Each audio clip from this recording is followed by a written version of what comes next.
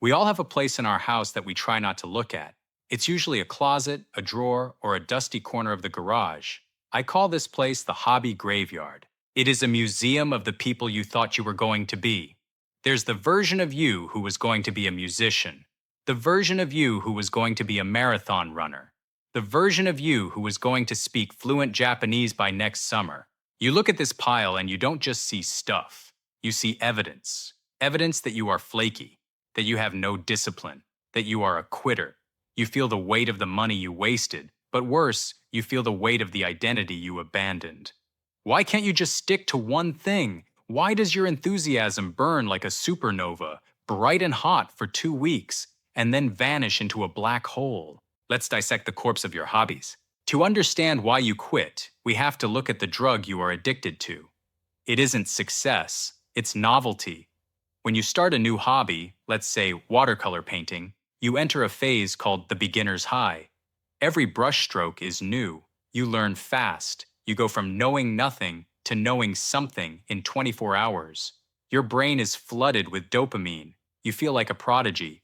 Your brain loves this phase because the return on investment is massive. For very little effort, you see huge progress. But then, you hit the gap. About 3 weeks in, the new car smell fades. The rapid progress stops. You realize that to get from okay to good, you have to paint boring fruit bowls for 6 months. The dopamine tap turns off. The grind begins. And because you have a gifted kid brain, you don't interpret this boredom as practice. You interpret it as failure. You crave the feeling of learning, not the suffering of mastery. So, you quit. Let's get technical for a second. This is about your threshold of boredom. Most people can tolerate a moderate amount of repetitive tasks because their brains provide a steady baseline of dopamine. They can practice the same guitar scale 500 times and feel fine. Your brain likely has a dopamine deficiency. You are understimulated by baseline reality. Repetition feels physically painful to you.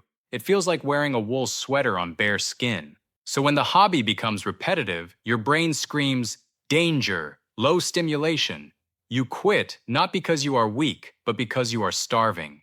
You need the nutritional density of new information to feel alive. But there is a deeper, darker reason for the graveyard. You weren't buying a hobby, you were buying a costume. This is the psychology of the fantasy self. When you bought that expensive camera, you didn't really want to spend hours editing photos in Lightroom.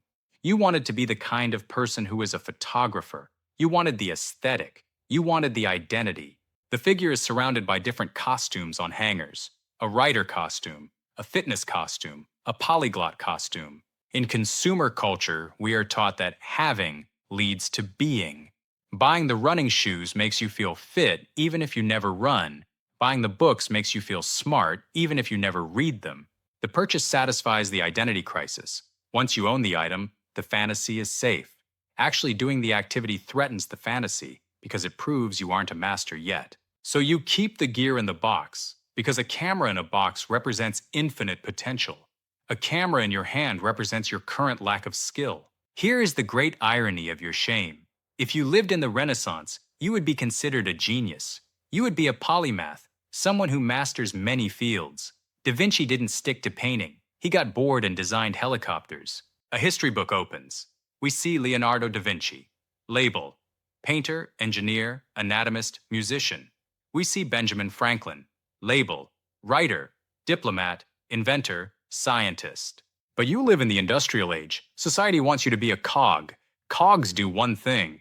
You are an accountant. You are a dentist. You are a coder. Society shames you for having multiple interests because you are harder to categorize. You are harder to employ. They call you unfocused. They call you scattered. But historically, the people who changed the world were almost always the ones who quit doing just one thing. So, I want you to rename your graveyard. It is not a museum of failure. It is a library of experiences. You are a scanner. You scan the world for data. You didn't fail at guitar. You learned what music theory felt like. You extracted the data you needed, and you moved on. Your superpower is cross-pollination. You will write code that feels like music. You will run a business that looks like art. You will solve problems that the specialists can't solve because you have a toolbox that is 10 times bigger than theirs. Stop apologizing for your curiosity. The things in your closet aren't dead. They are just waiting for you to combine them. If you have a closet full of ghosts, please like and subscribe to my channel. We're building something new out of the parts. See you in the next video.